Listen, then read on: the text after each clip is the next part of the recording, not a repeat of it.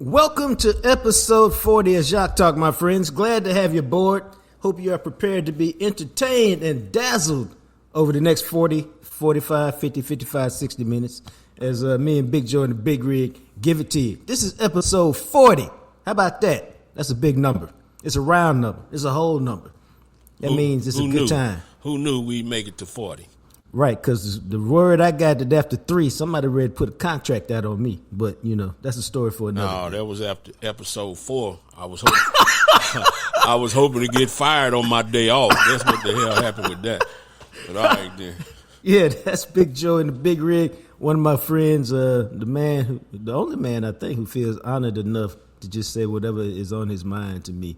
Straight, no chaser, all the time. So that's good. It's the Christmas season. It's the holiday season. I saw some Christmas lights last night in some neighborhoods when I was rolling around. That also reminds me it's a good time to pick up my book, Coach Prime, Deion Sanders, and Making the Men. I spent a year on the Jackson State campus rolling with Coach Prime, had total access to the program. And if you want to know what he's all about as a coach, my book will tell you. If you want to know what he's all about as a man, as a father, book will tell you that too. So it's wherever you buy your books, Barnes & Noble, Walmart, Target, anywhere you get them. Audible, the audio book is fire. Corey Jackson did a phenomenal job, but it's available and, enjoy it. It's a good read. It's a great read. And not just because I read it. I wrote it. I also read it. This is also time to tell you my Twitter account got deleted. That's a long story that we're going to tell you one day when I get to the bottom of it. I got the FBI working on it. Delete it. Gone. So if you think you follow me, you don't. So hit me up at JJT Journalist. I am Jean-Jacques Taylor. And, we always like to tell you, if you've been involved in an accident, and not just a car accident, it could be an 18-wheeler, it could be, at a construction site, it could be some medical malpractice. If somebody has hurt you and it's not your fault, what you need to do, what you must do is pick up the phone and call 972-934-8900. Now, you should already have that number in your phone so you don't have to go looking for it. Greening Law. What you do is you call them up. You say, hey, here's what happened to me. Here's my deal. Here's my situation. What do you think? And if they bring you on as a client, and that happened just the other day, one of our listeners called Greening Law, laid out their details. Greening Law brought them aboard. Let me tell you, it's a great day for you. And here's why. Robert Greening and the Green Team walk you through the process. Because when you start an insurance fight, man, it's long, it's tedious, it's drawn out, it's complicated. It can be messy. It can be scary, intimidating, all of that stuff. They walk you through it. They hold your hand. They got a flashlight, one of them big flashlights. And they say, hey, let's walk straight. Hey, hold tight. Let everything go by. Hey, take a right, take a left, stand still. It's all good. They walk you through that process. You need a doctor? They can find you one. You need a specialist? They can find you that too. Why? 2 reasons. Rest, renewal. They want you to chill out. They want you to relax. They want you to get back to how you used to be before you were hurt in this accident. That's what they specialize in. And they take care of everything so you can focus on rest and renewal. Get your mind right, get your body right, you'll be back right. Now, I always like to tell y'all, they don't get paid unless you get paid. That's a big deal. They don't get paid unless you get paid. So you never have to wonder whether you're at the top of their priority list. You are. You never have to wonder if they're fighting hard for you. They are. You never wonder just where you fit into the whole big deal. You're number one because they don't get paid unless you get paid. It behooves them, as my mama used to say, to work for you, to do their best for you. And that's what they do. 972-934-8900. That's the number. If you're involved in an accident, it's not your fault. Give them a call. Now, we're going to start the show with my man, Clarence E. Hill Jr. The E stands for what, Joe? Every day he might be right. Everything he say gonna have a little heat on it. Ever ready to get down and argue. So all right, that's it. I like that last one. Yeah. So let's give Clarence a call. Check in on those Dallas Cowboys.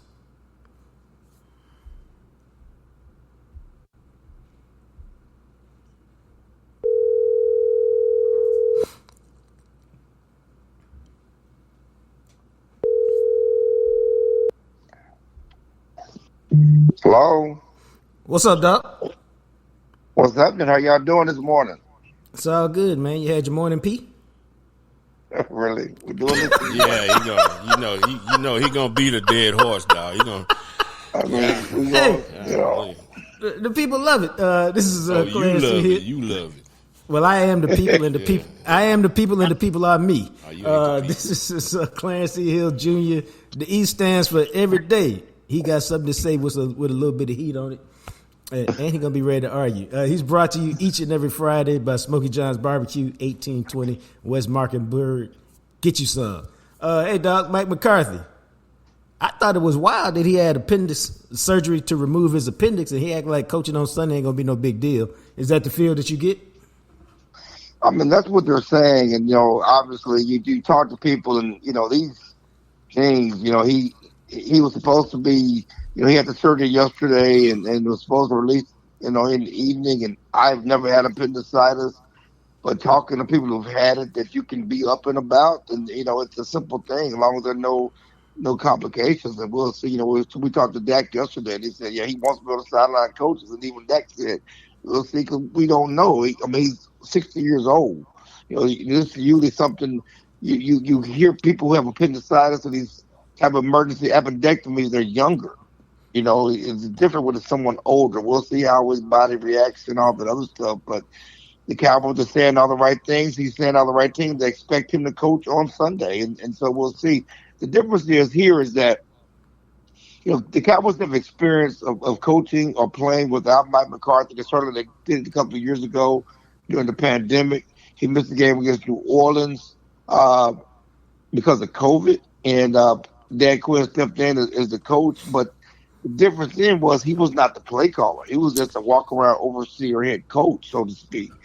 This time he's the play caller, and he's very important to put in the game plan to get everything ready for the game. And how will him being dealing with this on Wednesday, and will he be able to install? Because he has a famous quote: "If you call it, you got to install it." And will he be able to install plays? And if he can't call plays, certainly you'd like what Brian Schottenheimer's done, but Mike has a rhythm going. I mean, let's be honest. As hot as Dak Prescott has been over the last 7 weeks, Mike McCarthy's been hot as well. He's in a zone calling plays. A lot of those wide open plays that you're seeing from the Cowboys because of play calls from Mike McCarthy. He certainly has a rhythm going right now. You hate to see that rhythm messed up on Sunday. No, I think I think you're right on that. I think the interesting thing is you can have an appendectomy and have surgery if you. And I'm not even caught up in the age, because when you were saying that, I'm like, you used to call him 60. Oh, dog, I'm closer to 60 than I am 50, and some of us on this call are even closer to 60 than I am. But I think the biggest thing, and as we all know, we can't do the things we used to do, and we don't recover. I don't know about y'all, because I ate raw eggs in the morning and work out every day. Let's be honest, Jacques. You didn't used to do a lot, okay? Oh.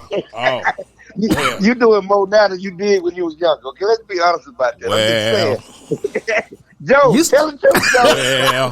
Well, yes, indeed. Okay. Some of us got a little more mileage. You understand?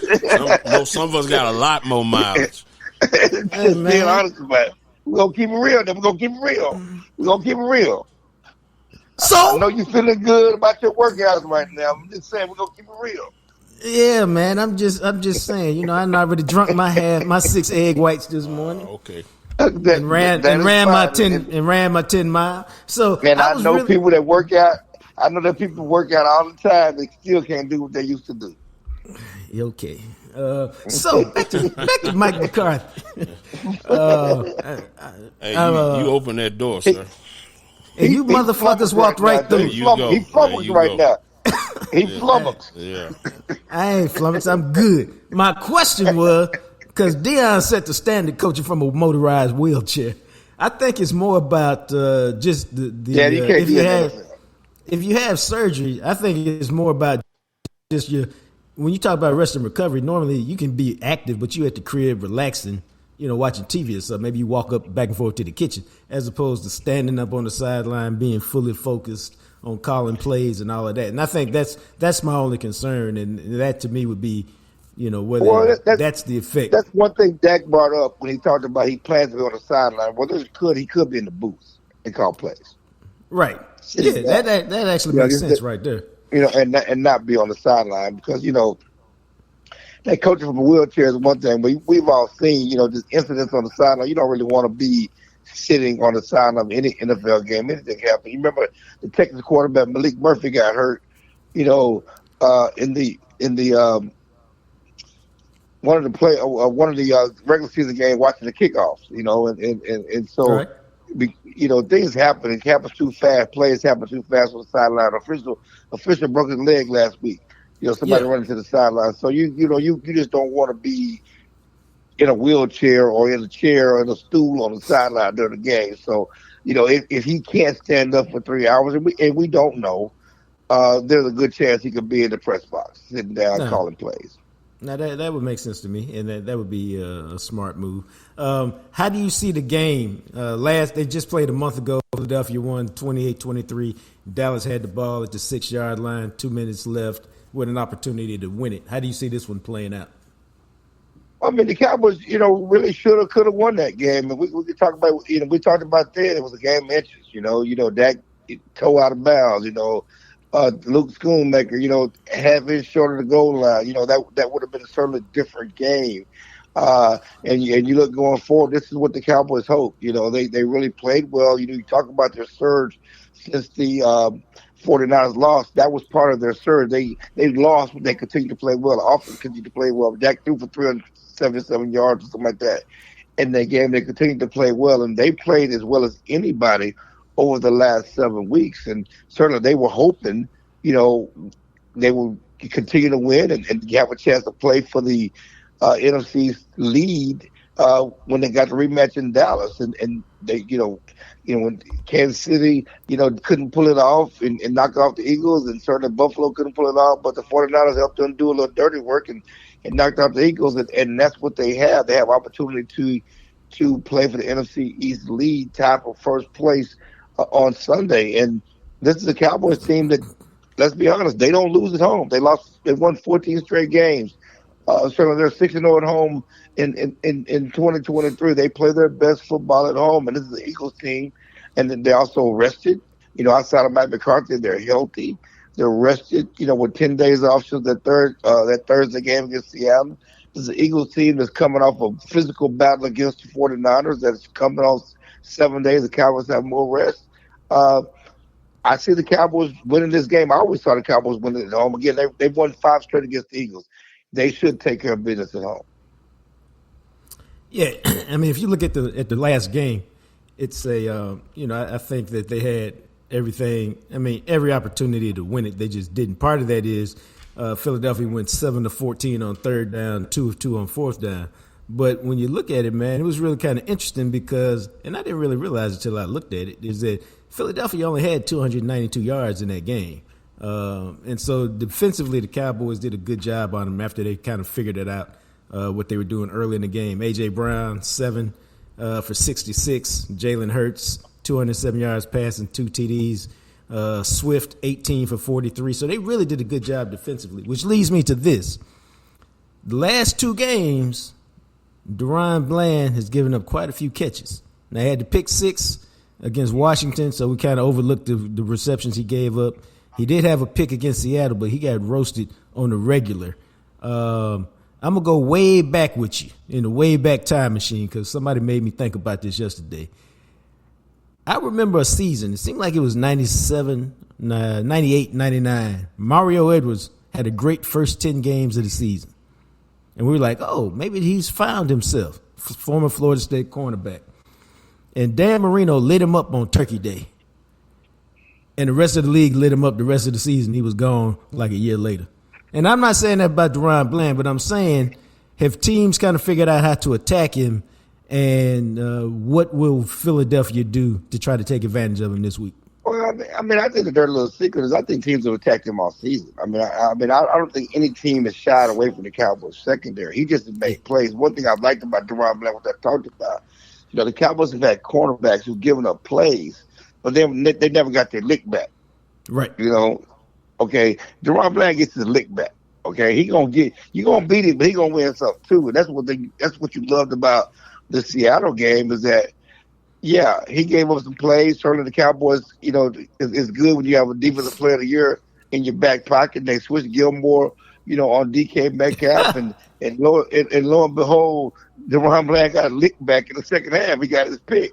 He's not going to shy away. He's going to continue to play and make plays on the ball. And that's all you can hope for. That he's going to get it. He's going to continue to compete and get his lick back. And that's what he did. That's what he did against Washington. That's what he did against, Seattle. He's going to get his lick. He's going to still be there. And you make a mistake, he's going to make you pay for that mistake. And that's what, again, what the Cowboys cornerbacks in the past didn't do before Trevon Diggs and DeRon Bland showed up. They would cover people. They couldn't catch a cold. They dropped picks. They let people catch the ball all over them. They'd be right in place. And, Cheeto Woozy, he'd be right in place. And, boy, just catch the ball. He never got his hands up. Byron Jones, you love he could cover. He never caught a pick in his life in his career in Dallas. These guys get the ball. They take the ball away. So I think it's different than that. And certainly, if you go back, I know you looked at the numbers, but it's the Eagles' offense, when they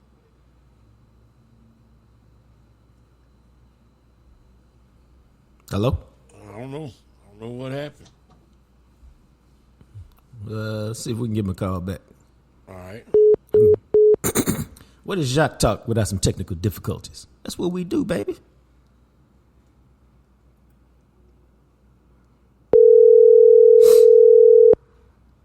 Either that or he ain't pay his phone bill.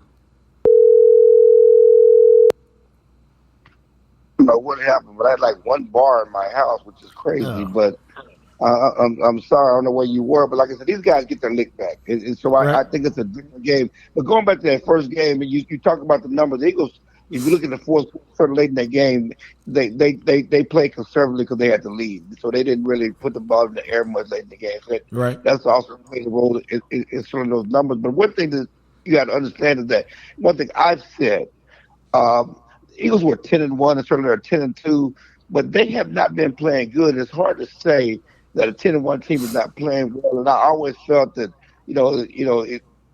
their time was coming because they've been behind like 4 straight games.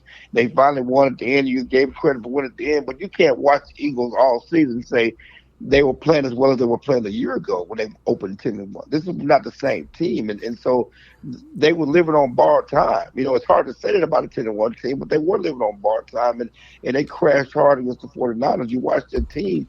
This is certainly there's certainly something amiss about the offense. Jalen Hurts is not running like he did. He's not playing as well as he did a year ago. Certainly he's injured. The running game is not what it was. That defense is one of the worst pass defenses in the league. And, Dak lit them up. Everybody lighted them up. So, this is a game that the Cowboys should and can win. And that's an interesting point because they should win, to me, because everything is in their favor. And I'm like, I think this would be I don't think San Francisco was a devastating loss. I think it was, damn, we got to strap it up because they kicked our butt. I think this would be a devastating loss. And so I think they will play with a certain level of desperation to win it, and I give them the edge. But I think a loss here would be just devastating, and so I don't think they can afford to lose, and that's one reason I think they'll win. And because a loss means you played 3 good teams, so to speak, and you're 0-3. The division, you no longer have any chance to win that. And you're at the crib, so your 14-game winning streak is gone. I just think there would be so many negatives to a loss that will help them win because they'll play with a certain level of desperation. Yeah, they should. And then we go back to the 2007 Giants, who lost twice to the Cowboys in the regular season and then beat their butt in the playoff and went on to win the Super Bowl. But I hear you. I mean, if you want to sell that kind of hope, I ain't mad at you. You can sell it. You can sell that hope. Well, the Eagles got to go to Mexico or something, right? Is that when they went to Cabo or whatever? Tony Romo now. Yeah. That's when the Cowboys. Yeah. When the Cowboys with the Cowboys. Yeah, I don't think Eagles going to Cabo. Yeah. The flight ain't the same, but no. I hear you. I do think that that from a confidence going to playoffs in a row, you put so much into this and so much. I think there's so much talk about the Cowboys not being able to overcome these type of challenges that it will be a huge setback. But again, it's a long season. They got so much to go. They know, that's like Dak said, even if they win this game, they know they probably have to play them again. They might have to meet them again to get where they want to go. So this is another step in the journey. You know, Yeah. let's be honest. Because people made a lot of grandiose. I can't even get what to say, but they made a lot of statements about the loss to the 49ers. I remember back when this Yeah, proves the Cowboys somebody wrote that Dak was a fraud. I don't know who that. Yeah, was. a lot of people wrote that after the 49ers game. You wrote it. And that he was a fraud. You wrote that. Yeah. We're gonna have to go to the videotape. Yeah. I mean, that he was a fraud. You said yeah. The Dak apologist wrote he was a fraud. No, I wrote that you can't write a check your butt can't cash. Don't talk all that trash. I saw the word FRAUD. No, I never did. You sound flummoxed. You sound flummoxed. No, yeah, you do. I am flummoxed because I don't remember writing that. Yeah, I did write a hard column that the Cowboys, you can't talk that trash and not back it up, and so it exposes you, and it does. Well, one of your better lines was, "Who am I going to believe, you or my lying eyes?" Exactly. Yeah, I need to go back and see the video. I read everything. Yes, I remember all. Yeah, and listen, and I will talk to her, but yes. Everybody did make, again, we made generalizations about the Cowboys after that 49ers game, and they changed the way they were playing. But let's be honest, and Dak acknowledged that they changed the way they played offense after that game. He changed how you approached running and playing quarterback position after that game. Yep. So as Jacques will say, sports is fluid. So at that point, we did make those statements, and those statements were true at that time, but they made changes. They improved. Dak is playing. No quarterback is playing better than Dak Prescott right now. No player is playing better than Dak Prescott right now over the last 7 weeks. Just the numbers scream it out. And this offense is hot. And so this team is playing as well as anybody right now. They've changed their ways, but again, no doubt, this is another step in their journey. They need to overcome the Eagles, and again, they beat the Eagles. So the thing is, though, they beat the Eagles they won the last 5 straight against the Eagles. It's not the same hurdle as the 49ers because the Cowboys have not beaten the 49ers the last 3 years. They've beaten the Eagles. They got success against the Eagles. They know they can beat the Eagles. They've done that. But again, as we all know, it don't matter what they do in the regular season, what they're going to do in the playoffs. Roger that. Speaking of Dak, where is he in the MVP race in your mind? Again, I think he should be number one. There's no question about that. We love Tyreek Hill and what he's done, but you cannot compare what a receiver does play in and play out to what a quarterback does. And so it's a nice story what they're doing down in Miami and what Tyreek Hill is doing. They do have a nice award for him and even Chris McCaffrey. It's called the Offensive Player of the Year. He should win the Offensive Player. It's like when the Rams won, they gave Kurt Warner the MVP, and they gave Marshall Faulk the Offensive Player of the Year. There's a nice award for him. He should get that. As far as playing quarterback position, and I talked about it 2 weeks ago, and I said that we don't really have to pump up that.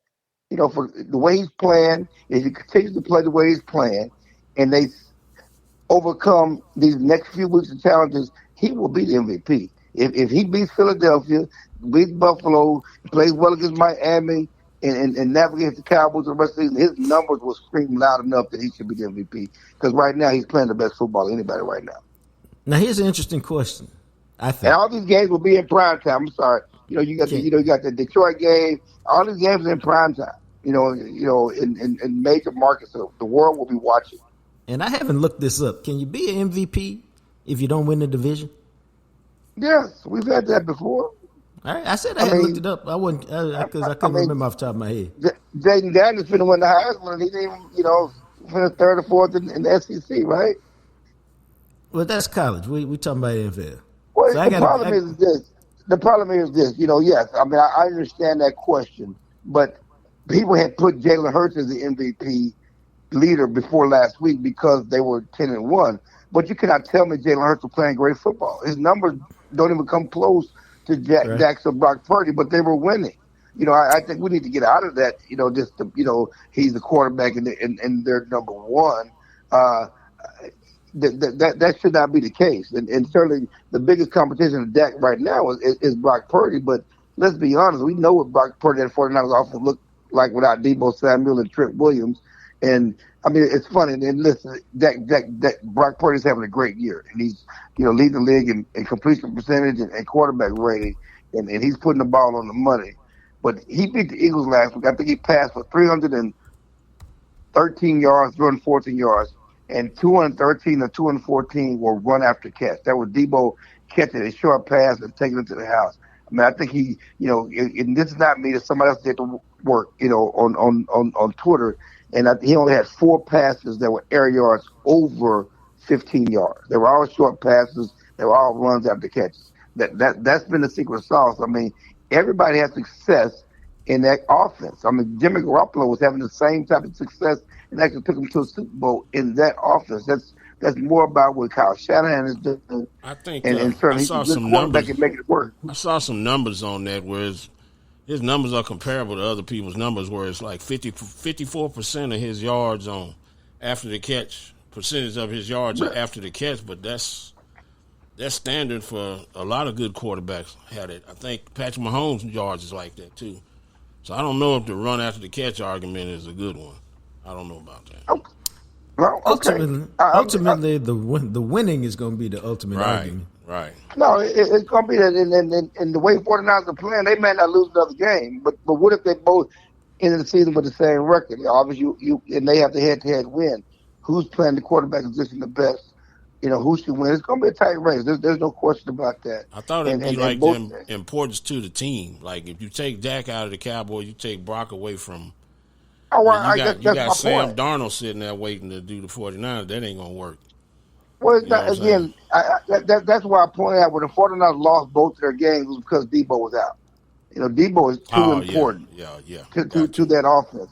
Debo was out, Trent Williams was out. He was too important to that offense when they lost both those games. I think that does more for the Cowboys to win than he does. That's my only point. Very valid. Yes, sir. I looked up some numbers while we were talking just to give you some perspective. And I knew it, but I didn't know the numbers were like this. I looked up Cheeto Awuzie, Byron Jones, and Brandon Carr, just because we like Brandon Carr. Those 3 gentlemen combined for 17 interceptions in 265 games. Your boy Diggs has got 18 in 47 games. And Bland has got 13 and 29. They got 31 picks in 76 games. And those other 3 who started for most of, like I said, 6 picks in 82 games for Cheeto, 4 in 103 for Byron Jones, only 2, and Carr 7 for 80 in the 5 years he was in Dallas. And so you can see, again, 17 and 265. That's a lot of playmakers added to your Dallas Cowboys. How many Carr have in 5 years?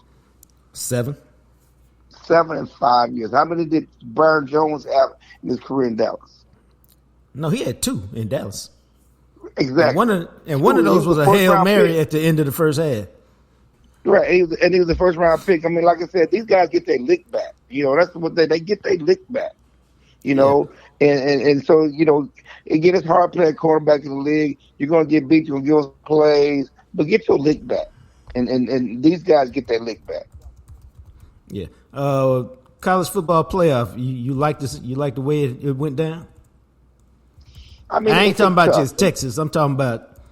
No, I know what you're talking about. You're talking about Florida State, and I think it's tough. And life ain't fair. A Florida State team that goes 13-0 or whatever their record is, and wins the ACC. They should be in. I never liked the fact that they went to 4. I always thought they should have went to 12. It made no sense. When they go for 2, make it a real playoff. And even 12 is not a real playoff. When you got the smaller classifications, doing, first round, second round, doing real playoffs. It never made any sense. It was always driven by the bowls and somehow trying to keep the bowls. effective and making them happy and all the other stuff. It was always going to be someone unhappy with the situation, and it's unfair. Uh, but let's be honest with the eyeball test. I think it has a lot to do with what happened with TCU last year. They don't want a TCU blowout in the championship game, and yes, Florida State is undefeated, and on paper they should be in. But we all know from the eye test that a Florida State team without their quarterback is not the same team against these, it's not the same matchup and could get blown out. And you don't want that. It's about having the best teams, and they're on paper undefeated, but you cannot tell me if you were asking who are the 4 best teams, you will pick Florida State with a backup quarterback. Yeah, but see, I think that's such a flawed argument because, and I understand it all, but if we just talk about just this year, you could look at those games and you could be like, well, where is Florida State coming in at? They're coming in at the number 4 seed. I could sit here and it wouldn't shock me at all if number 4 Florida State, as they are currently comprised, beat Michigan. And I don't say that as Ohio State hate. I say that because Michigan got a raggedy Rudy Poot offense that's very one-dimensional. Florida State got a really good defense, and we all know you can win games in college with defense and special teams on a given day. Now, they would have a bigger problem if they got to the championship game, but we're also talking about just like last year, TCU, they came in and beat Michigan. So it just seemed weird to me that they had earned the right to play, and then a bunch of people decided, well, they can't win, when the reason why we love sports is why. There's always a game where somebody goes, well, there is no way in hell they can win that game. And they go out and win it. We see it all the time. It ain't even no surprise. Well, let's also add the money factor in, okay? Well, yeah, that's why it's all bullshit. You brought up TCU, but TCU got the door blown off from the championship game. Well, you don't want that to happen. Secondly, the college football player would rather piss off, and ESPN, because they're in charge as well, will rather piss off the ACC than the SEC. And they should just change it to it's the College Football Invitational. No, for real, because I mean, Ohio State got blown out in the championship game multiple times. And I'm sad to report that. But we keep getting there. But we're trying to get the best eyes and want the best ratings, and they're trying to set this up for Texas Alabama championship game. So. Well, that's the other thing. We can all see that shit. I mean, I mean, that's exactly what they're trying to do. That would be ratings. That'd be a premium to SEC. Yeah. Texas going to SEC next year. They'll be talking about that forever. That's the ESPN college football. That's their storyline that they want to. That's what they want. No, so yeah. Now that I got that off my chest again this week, how you feel about your Longhorns in Washington? Because that's going to be a hell of a game, I think. I think it's going to be a great game. I think it's going to be a high-scoring game. But I would tell you that Penix's last 5 games is not like his first 6 games, and their defense is god awful, and so it's going to be a high-scoring game. I just don't know if they can contain Texas' scoring, but it's going to be a high-scoring game, and I think Texas has a better defense. I think we should be able to overcome Washington. Texas got a better defense because of what? Oh, I was waiting for this. What makes Texas defense better than Washington defense? I mean, the numbers make it better. I mean, you just look it up. I mean, we ain't got our debate. Texas secondary is garbage. It's not garbage. And Kansas State coach. If Kansas State coach kicked the field goal, they walk right back down there in overtime, beat Texas. And then them guys ain't even no good. We can nitpick games. I go back to Arizona State game with the Washington State game. We can nitpick games with all of them. I'm just saying. I'm watching Texas. I'm watching Texas get beat by Oklahoma using simple motion. And tell me. I know you like watching football and you break down tape. Have you watched Washington's defense? Yeah. I mean, you watch. What I'm saying is, you watch Texas more than Washington because of locality. Roger that. Let's be honest about that. That's all I'm saying. You watch Texas more than Washington because of locality, and I respect that. But I'm just saying the numbers suggest that the Washington defense is god awful. If you look at all the numbers, statistics, and everything else, and so Texas has Devontae Sweat, the defense line, they showed up when it mattered most. The last 2 games, Texas defense didn't give up nothing, and they played great. And the offense, is on another level. That passing game is on another level right now. So it's nothing is guaranteed. Washington is a good team. Penix is great. I've been following him since he was in Indiana because one of my close friends is an IU grad, and we've been talking about Penix since he left Indiana. And so I respect all of that. Again, I said it's going to be a high-scoring game. I think Texas should overcome them, but I wouldn't be surprised either way. Okay, that's fair. That's fair. Like I said, I think you're right about Washington defense. I just don't think Texas defense much better. But, this Texas defense ain't the Michigan defense. There's no question about that. They're not. I'm not saying it's one of the top defenses in the league. I just think it's better than what Washington has, and they have, and they can't slow them down. That's all I'm saying. I'm not saying this is no steel curtain at Texas. Right? No, not at all. Certainly they have their flaws, for sure, but they do have gamers and they do have players that come up big in big moments. And, this is actually a rematch of the Alamo Bowl last year. Washington won 28-21. All the Washington players played in that game. Sort of Texas played that game without their top 2 running backs who went to the pros, and Texas receiver had a broken hand in that game. They're just a different offense. Now they improved the receiving core. They got the kid from Georgia. It's going to be an interesting game. It's a rematch from last year's Alamo Bowl. But I don't think it's anybody. I don't think there's anybody on Washington that can cover Xavier Worthy. Not at all. No, not at all. Or the other kid, Whittington, or the other kid, or the tight end. It's like, oh yeah. Well, we're gonna put DeSoto's own Jabbar Muhammad out there. Okay. We'll see what happens out all right, there. then. Is he on Washington? Yeah, he's starting cornerback for Washington, number 1. Okay. Well, he been getting roasted all year. Is what you said? Okay, in full, what do you call it? Disclosure. In full disclosure, my son who played at DeSoto said, "Hey, Dad, did you know he was playing for Washington?" I said, "Oh, okay." We always look for ways to root. We got DeSoto. We like Clarence because he can talk about all things. We got DeSoto and South Lake Carroll playing for the 6th time in this round of the playoffs. I like DeSoto, but I'm a little bit biased. Who you like in the game? I mean, I think DeSoto was the best team in Texas. I mean, I just don't. I mean, what they did to Duncanville, is still at the top of my mind. They just killed Duncanville. I think Duncanville has a good chance to win state again. And South Lake Carroll is good, but look, I mean, DeSoto was blowing everybody out. And certainly South Carolina handled their business against Byron Nelson. But, I mean, my God, how can they stay on the field with DeSoto? Yeah, North Crowley played Duncanville. We was getting to that. Yeah. North Crowley played Duncanville. And listen, we love him. I'm a Tarrant County guy.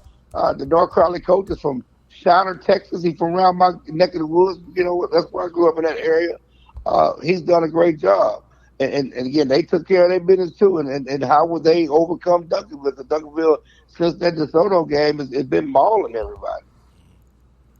That's why you play the game. That's why you play the game.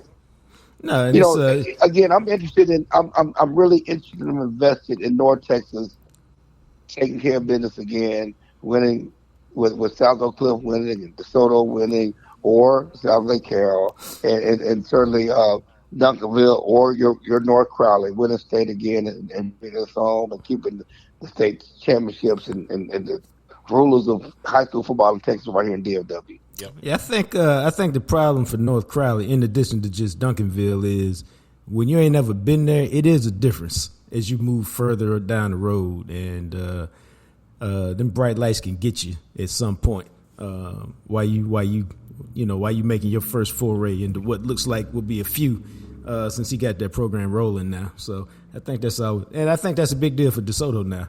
I think they've been there so many times now that their kids are used to it, and nothing really phases them. Now that they didn't quit smoking weed before the games. Golly. Really? Is that what they're doing over there? Oh, man. Damn, throw them under the bus. Hey, man, it's that. Although, let me love them or hate them, what the hell? I love them. Don't sound like it. And I didn't mention no names, but I think the most amazing story is if Sock can pull off another one, because to win 3, I mean, a lot of people win 2, and that's fantastic. It really is, and but for them to do it at DISD, which has never done it in 50 years, if they can pull off 3 with different classes of kids coming through, that's one of the all-time stories right there. So I hope they can get it done, because they ain't got no advantages, and they keep kicking butt, taking names. Yeah. No, there's no question about that. So it's again, we're rooting for them all, and certainly, I'm sorry, I'm biased toward the southern sector, and I want the southern sector to take care of business. No, I ain't mad at you. That's Clarence E. Hill Jr. The E stands for what, Joe? I don't know. I'm still fazed by the smoking weed before the game. I don't know.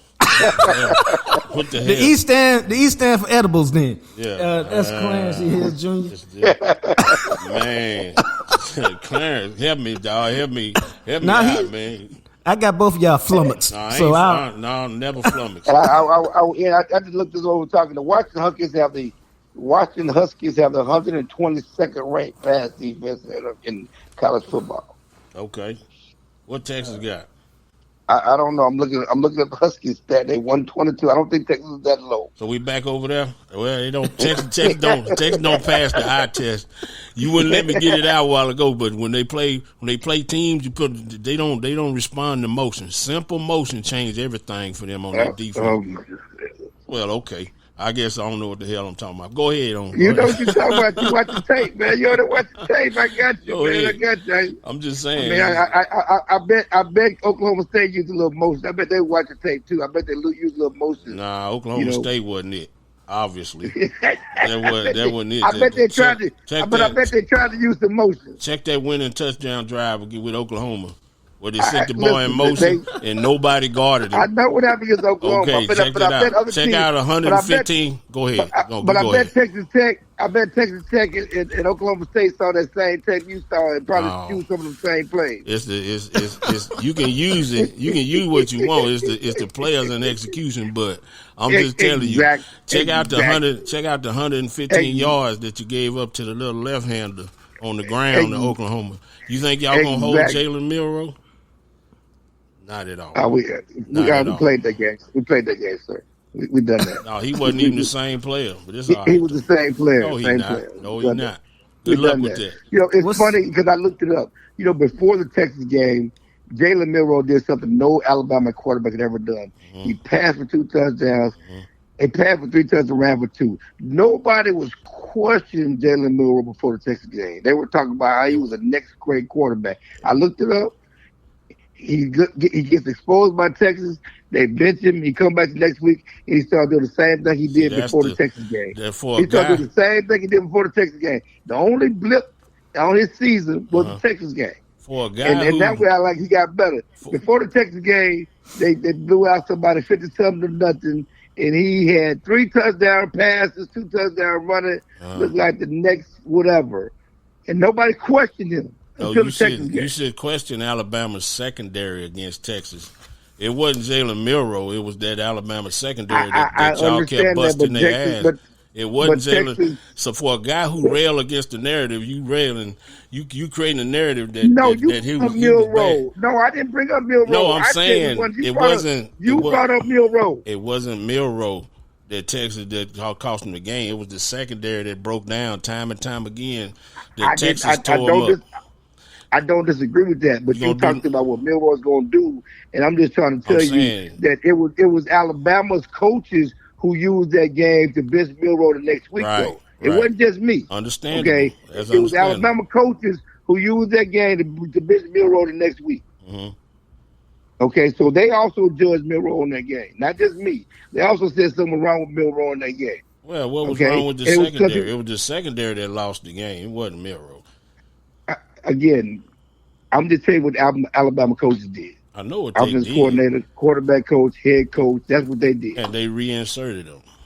Exactly. You know what? This ain't a podcast. This is a phone call. This is a good conversation. I'm sitting here listening like, they didn't just forgot about your boy while they're up here solving all the word problems about Texas. We trying to save you from you. That's what we trying to do. But go ahead. Oh, okay. All right. I appreciate y'all. Save you from saying something else crazy. That's what we doing right now. But all right. Well, it is all good. Look, it's gonna be a great game. I respect Jalen Monroe from Houston. And I like our Texas kids. And so again, I want to see Alabama in the championship game. The nation wants to see Texas, Alabama. ESPN wants to see Texas, Alabama in Houston, Texas, baby. Yeah. That I don't know. I'm gonna leave that alone right there. Yeah. All right, man. I had to pull. I know we go. I had to pull Joe into our conversation over the weekend when I sent y'all that text message about how there you go. How Hurts was being disrespected. That's why I had to call him and explain why our other friend Calvin Watkins was all off base and messed up. No. What I was trying to say was y'all need to keep me out y'all bullshit. That's what I was trying to say. You leave me out that group text. Next time y'all texting, I'm honored. I appreciate it, but you can leave me on the side of that. That's what I'm saying. Yeah. Me and Joe had a side conversation about that conversation. So yeah. All right. Appreciate you. Yes, sir. Always good talking to you, man. All right, man. That's Clarence Hill Jr. The E stands for he took everybody time today. But Smokey John's got a hell of a spot for it. Smokey John's Barbecue gives us Clarence Hill Jr. each and every Friday on Jacques Talk podcast. Go by Smokey John's. It's 1820 West Mockingbird. You know what? I had somebody, big name in the media, Newey Scruggs, came up to me yesterday and said, I hear about Smokey John's all the time. You know anything about that? And my response to him was, thanks for listening to the podcast, bro. Appreciate you. And Newey's one of my boys. But as I had to tell him, I said, do I know anything about Smokey John's? I said, dog, Brent and Juan, who owns Smokey John's, those are my guys. I said, dog, we got to roll by there and get the Jam Session Bowl. I said, my partner on the podcast, Joe, I've been trying to get him one for weeks, and we just can't seem to work it out. But you meet me downtown, so you just come by the crib. We'll just shoot over there real quick and make it happen. I said, man, it come with a mac and cheese base, because I described the whole thing to him, or a mashed potato base. And then, dog, you get 2 out of 5 smoked meats. I said, I usually rock with the brisket and the sausage. I said, a friend of mine who won't ever meet me down here so he can get one, he really thinks the brisket would be the best combination. Then they put everything you find on a loaded baked potato, dog. He said, like what? I said, everything, whether it's bacon bits or chives or cheese, sour cream, butter, all of that stuff, dog. And then, man, that sauce, you either drench it with it or you drizzle it with it, and then it comes out like that, bro. I said, it's a hearty meal, man. It's enough for 2. I said, you and your daughter could kill it. I said, you and your other daughter, who's the athlete, she come down here, the 3 of y'all could kill it. But anyway, that's Smokey John's Barbecue. And then I said, hey, Doc, what you know about the rub? He said, I went by the rub and got some of the rub. Put it on chicken all the time. It's delicious. Well, if y'all want to be like Newey, you can go to SmokeyJohns.com, click on Marketplace, get the rub or the sauce delivered to your crib in just a couple of days. That would be fantastic. You can also find the rub at HEB in Frisco for show. But Smokey John's Barbecue, it is to live for. It is put something in your mouth and make yourself feel good. How about that? But that's Smokey John's Barbecue. They bring us Clarence C. Hill Jr. each and every Friday. Now let's move quickly since Clarence took all our time, dog.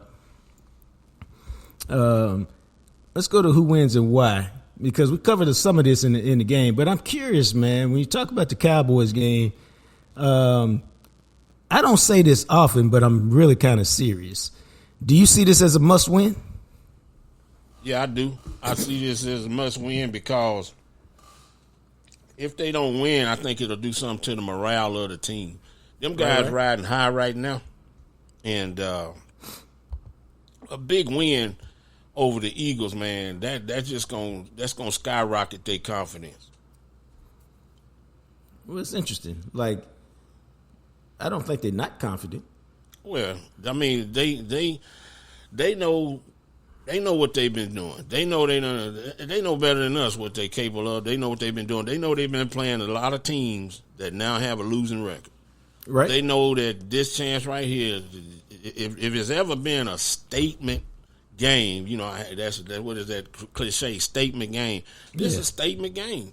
This says, hey, I think they confident to a certain point.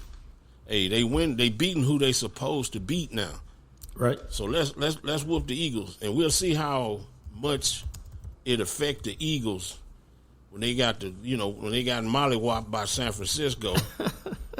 How do they come back? See, that's a statement game for them. It's going to be a good game this weekend, but I think it'll mean a lot to the Cowboys because, man, it'll kill the narrative that they chokers, that they can't beat nobody that's worth a damn. That they can't. They only beat up on bad teams at home. Yeah, it's as I outlined with Clarence, there's a lot of reasons why the Cowboys should win this one. They're playing at home where they're terrific. The turf is fast. All those advantages. They've had extra days off to prepare for this team. So every advantage they could want.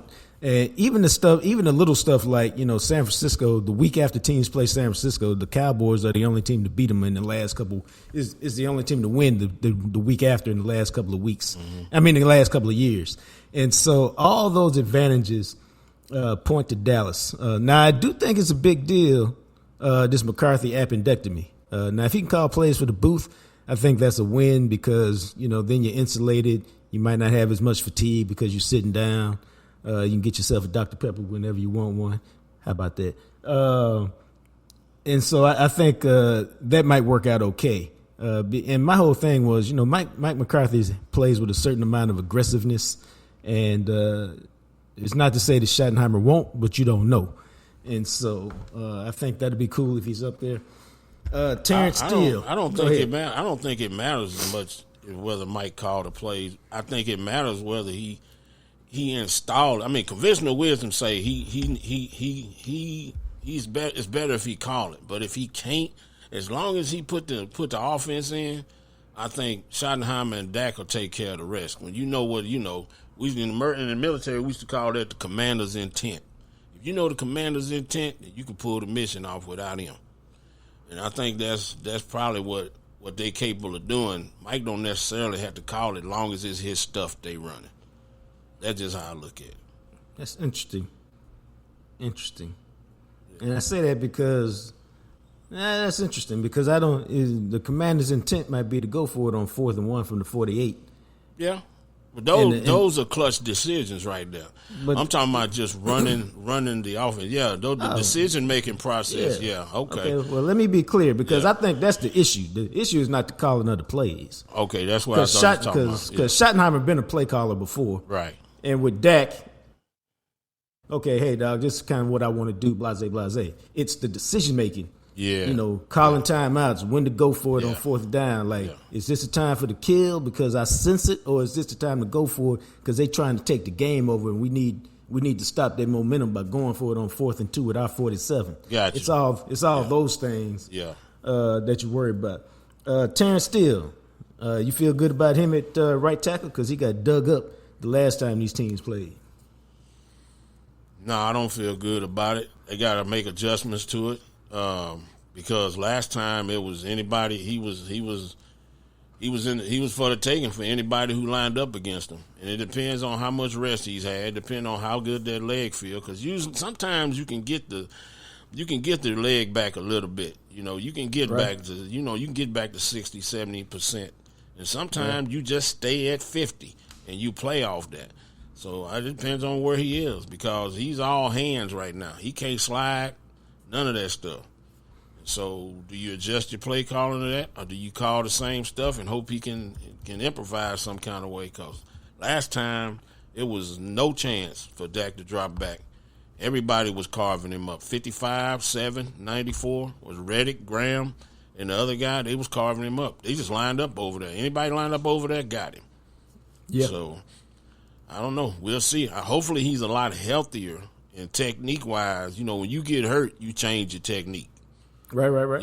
So hopefully, he realized, all right, I need to work on my technique. I need to change my stance, whatever I need to do to be able to block these guys.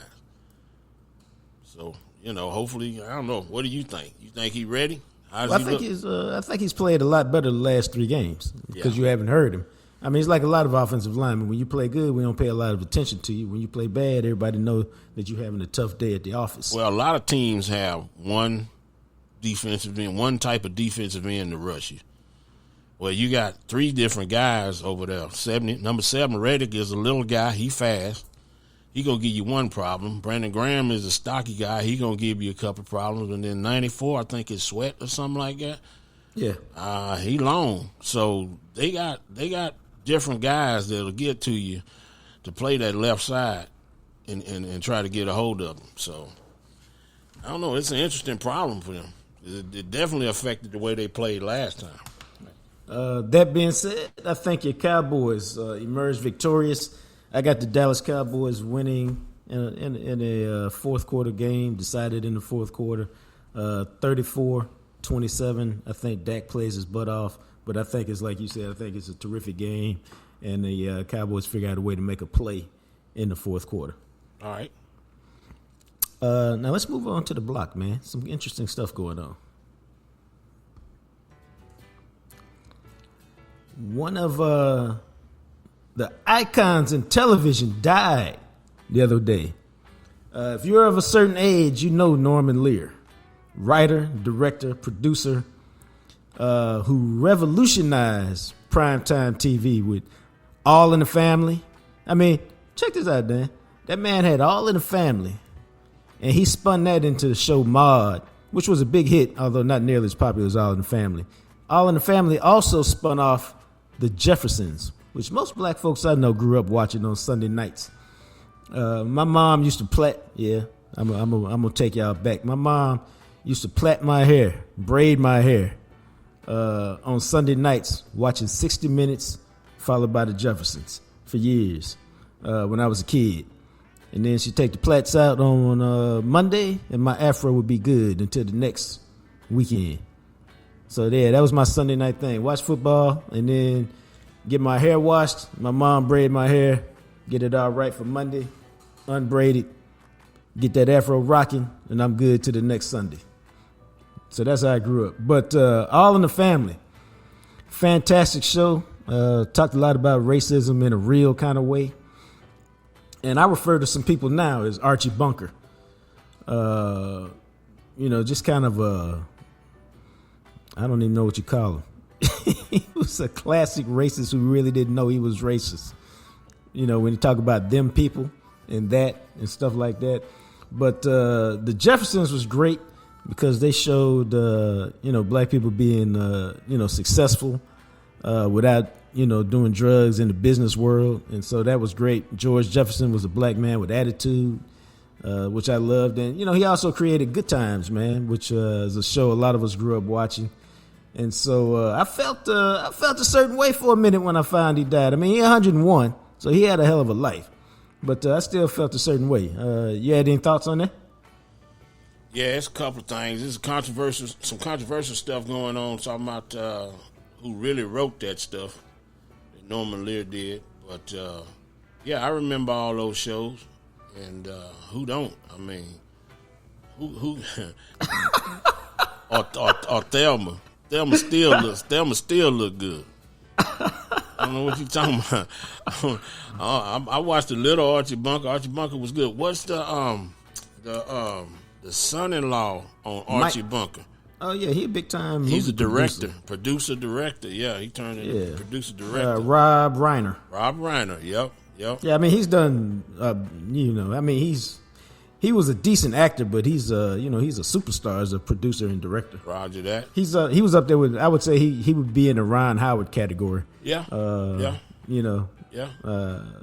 Just Ron may have been. Ron was probably more well known as an actor because of Andy Griffin and Happy Days, but Rob Reiner is that dude, man, when it comes to producing movies and stuff.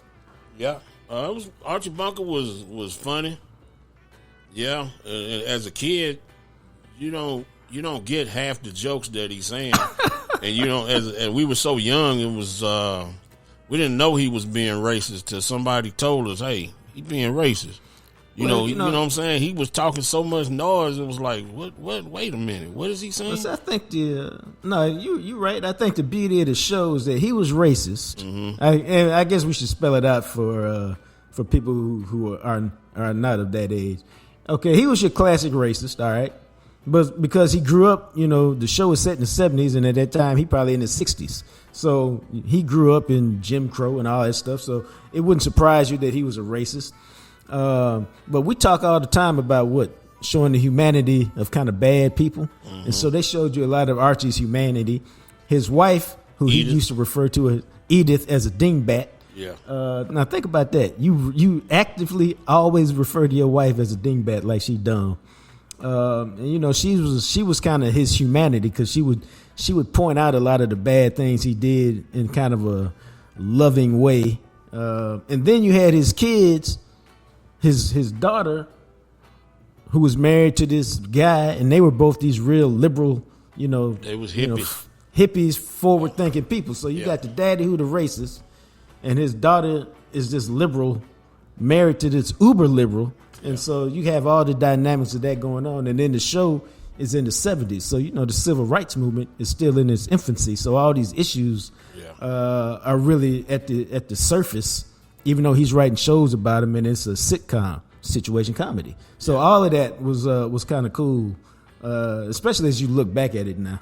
Well, Carroll O'Connor was a really good actor. Dude. And he ended up doing In the Heat of the Night TV series, which was pretty good.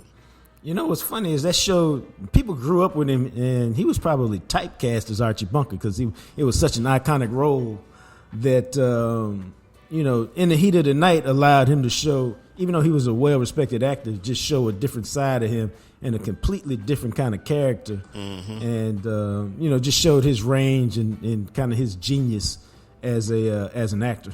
Oh, yeah, most definitely.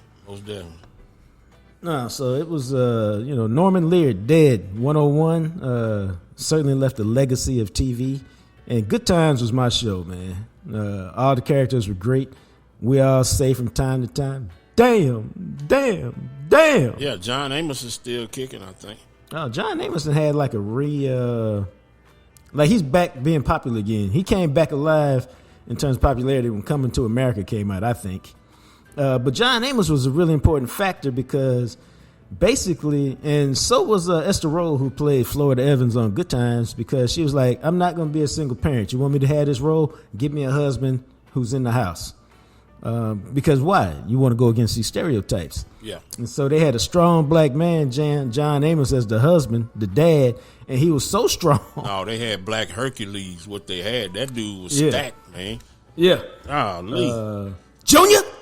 And, he ain't really had to holler, because just looking at him, knowing he could, hey, John Amos was, like I said, he was jacked for those times. He was a pretty jacked dude.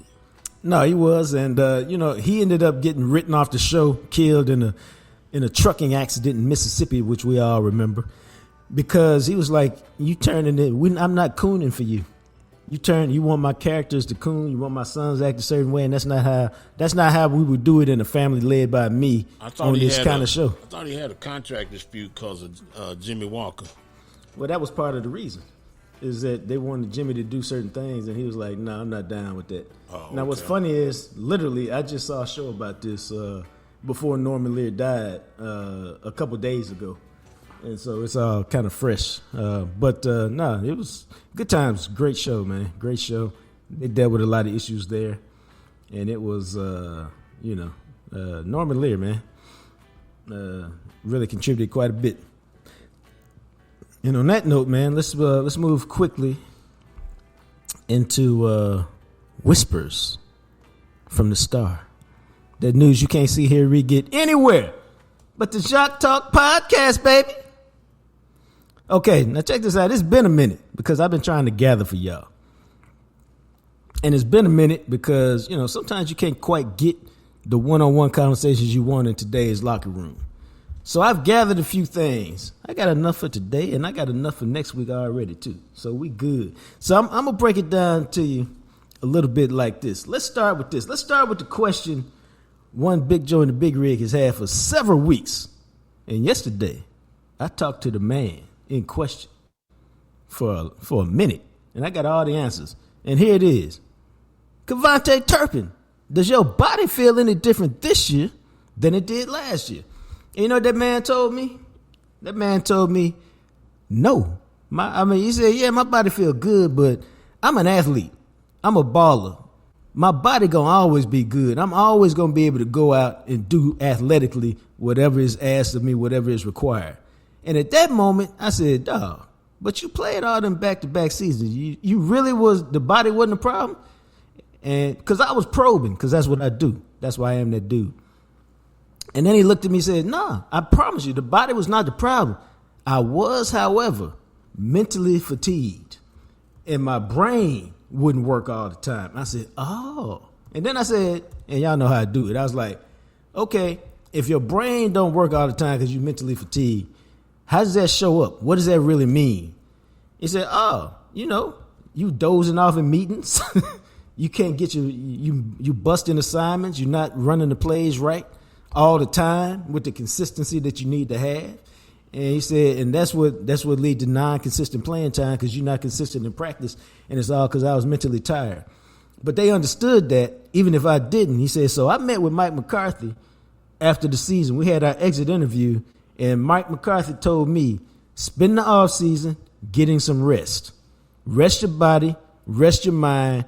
We're going to work you into the offense next year. We're going to get you some plays. We're going to put a package together for you, and we're going to see what you can do. So get your mind right, get your body right, and come in at training camp ready to have a package of plays and be a contributor to the offense, not just a special teams guy. And he told me that was great for him because why? He knew he could do special teams. He said, I knew I could make a career in special teams. He said, but I wanted to be a receiver. I just don't want to be a returner. I want to be a receiver. And so this year he got 11 catches, 123 yards, 3 touchdowns. He's got 8 carries for 79 yards. He's being a productive offensive player in the limited opportunities that he gets, and that's okay because you don't need him all the time. You need him to say, oh, y'all slept on me this time, got me matched up against the wrong dude. Holla, I'm finna bust your ass. That's the kind of player he's become. And so that to answer Big Joe and the Big Red's question, Kevontae Turpin, his body is still good, but his mind a hell of a lot fresher than it's been the last year with your Dallas Cowboys. Whoosh! How come we ain't got no swoosh, though? Because you just added that to the notes at the last minute. I didn't see that, but all right, man. You make your own swoosh. You drive me nuts. Yeah. You drive me nuts with that swoosh. But all right, then. No, we can have a conversation because the man sent me about 30 swooshes and he got mad because I didn't hear the right swoosh. Oh, this one. No, that one. No. This swoosh right here. Wait. Go back to the third one. Go back to the fourth. You know what? That was the same one. I gave you the same swoosh 4 times, and you thought it was the different one. That man cussed me out about the swoosh. It was like going to the eye doctor. Yeah. Clearer? Yes. Clearer? Clearer. 1 or 2. Yes. 2, one? 2 or 2, 2 or 1. Yeah. It was worse than that. Like, man, sometimes you go, Doc, you pick it, Doc. Just leave it right there. Yeah. So that's my swoosh. No, that was a bad one. Whoosh. Okay, and so we moving on to Stephon Gilmore. I won't ever be able to hear that decibel again. Go ahead. I had a good conversation with him, and the conversation was about, guess who? It's about Deron Bland. See, Stephon Gilmore been that dude. I mean, he been that dude for a minute. And so he is I like talking to him. I really do. Because he is a very laid back guy. Very quiet, but very intense. And so, and because, and he's a football guy. And what that means is he likes to talk football. He likes to talk the intricacies and the nuance of football. And so when you ask him questions like, hey, who is the hardest dude to defend at the top of the stem when they running routes? He might talk for 30 minutes, y'all just talking. Because then you start saying, okay, well, what about this guy? What about that guy? And he can break it all down. And he truly is one of my favorite people to talk to. But, he also is a dude who was Defensive Player of the Year in 2019 when he had 6 picks, returned 2 for touchdowns, and played with the New England Patriots. And so you're talking to him about Deron Bland, like, hey, man, Deron Bland been balling, but Real talk, man. He got roasted last week. How do you see him being able to come back from that? And, think about Stephon Gilmore is, and he broke it down in a good way. He was like, the thing about Duran is, because he was like, you seen him around the locker room. Have you ever seen him overly hyped or overly low? No, he's just the same dude every day. He said as a corner, that's really the mentality you got to have. Because you're going to get beat. It's the NFL. You're going to give up some catches. You're going to give up some yards. You're going to give up some plays. It's the NFL. How do you recover from that? He said he going to recover fine. He said he went and got picked after that first half last week. And so he's like, he the same guy every day, every practice. He never changes. That's why he going to be around this league for a long time. And he knows what he did wrong. He's made some corrections, and he's going to be fine. I got no worries about DaRon Bland because he understands that it's always about the next play for a corner. And if you don't get that mentality, you will not be in this league long. Matter of fact, he's like, real talk, if you don't get that mentality, you might not even make it to the league because all the corners here pretty much have that. Otherwise, they wouldn't get here because you're going to get beat as you run into receivers. That's Stephon Gilmore on DaRon Bland. Whoosh. Now, that was a perfect swoosh right there. Yep, that's goofy. Incredibly goofy, but go ahead. I had another great talk yesterday. You know who I had it with, man? Take a guess. Me. That's what you had it with. Oh, okay. Nah. Because you making me guess. I'm like everybody else. I'm trying to listen to what you're saying. Go ahead. Oh man, Tank Lawrence.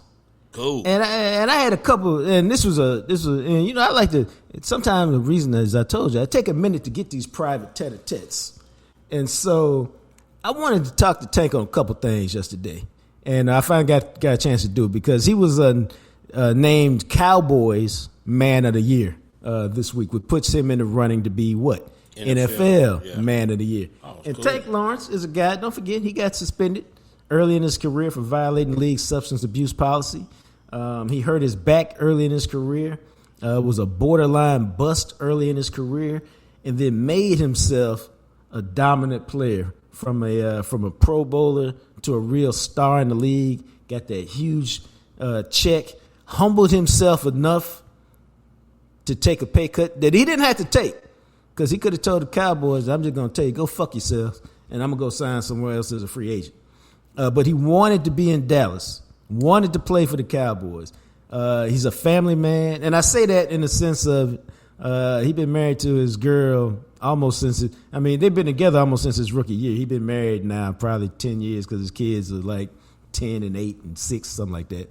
But, dude, I remember early in his career, like a couple years into his career, before he became, quote, Tank Lawrence, he was one of those rookies that was in the community doing things with his charity.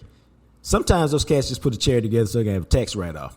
But he was early on in his career doing it. And I remember because he scheduled like this bowling event, man, out in Seagoville. And I was going out there and I'm like, what the hell is way out here? But that's where he wanted to go that first year. And so when we finished our conversation, I'll tell you about our conversation in a minute. I told him, and I try to do this with cats.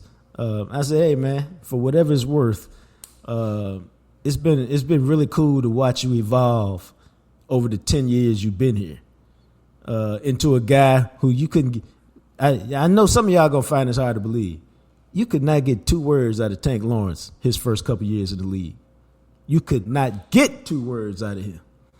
And I remember telling him after he came back from violating the substance abuse policy, got suspended for 4 games, he talked to the media. And when it was done, I said, dawg, that's a great thing you did right there because I know that's not what you like to do. And it took a lot of courage for you to get up there and talk and answer the questions and answer them as truthfully as you were going to. And, give you some non-basic answers, but, really try to answer it. So you should be proud of yourself, dog. And so it's kind of cool to watch some cats just mature. And now, he's a dad, he got 3 or 4 kids, he's married, and he's a family man. And it's just cool when you see that. And as I was telling him that, he was smiling, and he dapped me up, and I said, because, dog, everybody's story don't end like that. And we've all seen it. He's like, yeah, I know I'm blessed. And so it was a good conversation. But in the midst of that conversation, I was, I was talking to him because, he made that huge 4th down play against Seattle, where if they get that first down, man, it's 4th and 1 from about somewhere around midfield. And I'm just convinced if they get that thing with about 3 minutes left or 4 minutes left, the game is over because that's 3 first downs in a row. They're going to bleed the clock down.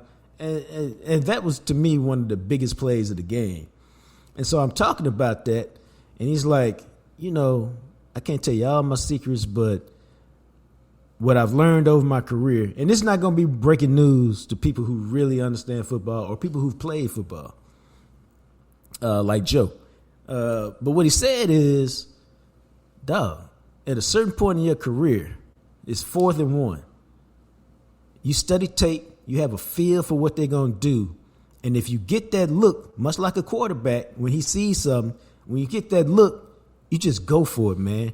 You got to trust your preparation, trust what you see, and then go play. Go make that play at 100 miles an hour. He said, so I saw it, I trusted it, I went for it. He said, now if you don't get it, coach is going to be in your ass. Talking about you wrecked the defense, you didn't do what you're supposed to do. He goes, but your preparation leads you to make those plays. And so I saw it. I was like, this is it right here. I know it is. And so I went for it, and that's what it was, and I was able to make the play. And so, the other question I had for him was, you get paid in this league for making sacks.